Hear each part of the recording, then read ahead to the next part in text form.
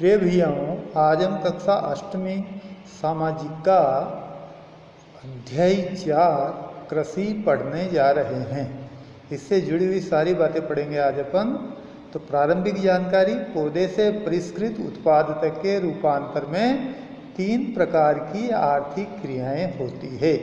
यानी कि उत्पादन तक 3 प्रकार की आर्थिक, उनमें प्राथमिक क्रियाएं, इसमें प्राकृतिक संसाधनों के उत्पादन व निष्कर्षण को शामिल किया जाता है, जैसे कृषि और पशुपालन, इन दोनों को इसमें शामिल किया जाता है। द्वितीय क्रियाओं में संसाधनों के प्रसंस्करण को शामिल किया जाता है, जैसे इस्पात विनिर्माण, डबल रोटी पकाना, कपड़ा बुनना ये।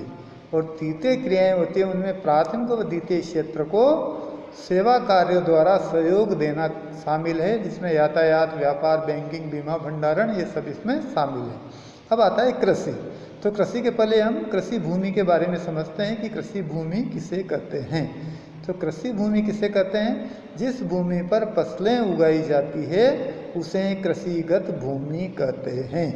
अब हम समझेंगे कि कृषि में किन किन बातों को शामिल किया जाता है, यानी कि कृषि करना किसको कहते हैं। तो कृषि में फसलें उगाना, तैयार करना, पशुपालन, इन सबको उसमें सम्मिलित किया जाता है, यानी कि कृषि का ही इसे अंग माना जाता है।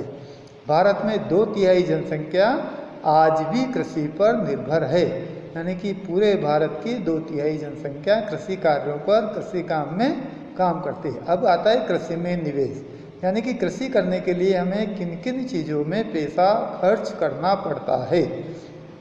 तो वह सारे हैं: बीज, उर्वरक, मशीनरी, श्रमिक, जुताई, बुआई, सिंचाई, निराई, रसायन, कटाई, भंडारण, ये सारे काम ऐसे हैं जिनमें पैसे खर्च करने पड़ते हैं। अब कृषि कितने प्रकार की होती है? तो उनमें जो पहला प्रकार आता है कृषि का, वह आता है निर्वाह कृषि। ये केवल कृषक परिवार की आवश्यकताओं को पूरा करने के लिए की जाती है, यानी कि उस परिवार का गुजारा चलता रहे, उस परिवार का भरण पोषण चलता रहे। दूसरी होती है वाणिज्यिक कृषि। ये कृषि उत्पाद व पशुपालन उत्पाद को बाजार में बेचने के उद्देश्य से की जाती है, यानी कि इसका उद्देश्य बाजार में बेचना होता है।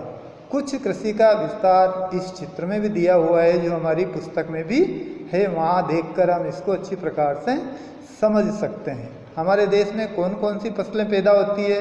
तो उनमें चावल, गेहूँ, मक्का, कपास, बाजरा, चाय, दलहन व तिलहन, ये सारी की सारी मुख्य फसलें जो हमारे देश में पैदा होती है।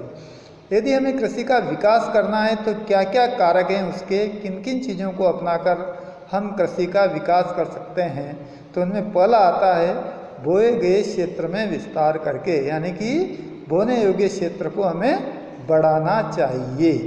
दूसरा बिंदु आता है इसका, बोई जाने वाली फसलों की संख्या बढ़ाकर, यानी कि हम अलग अलग प्रकार की फसलों को हमें बोना चाहिए। तीसरा इसका जो कारण आता है सिंचाई सुविधाओं में सुधार करके, यानी कि आधुनिक सिंचाई सुविधाओं का हमें उपयोग करना चाहिए। कम और ज़्यादा पानी से फसलों को नुकसान होता है, तो ये ध्यान रखना है।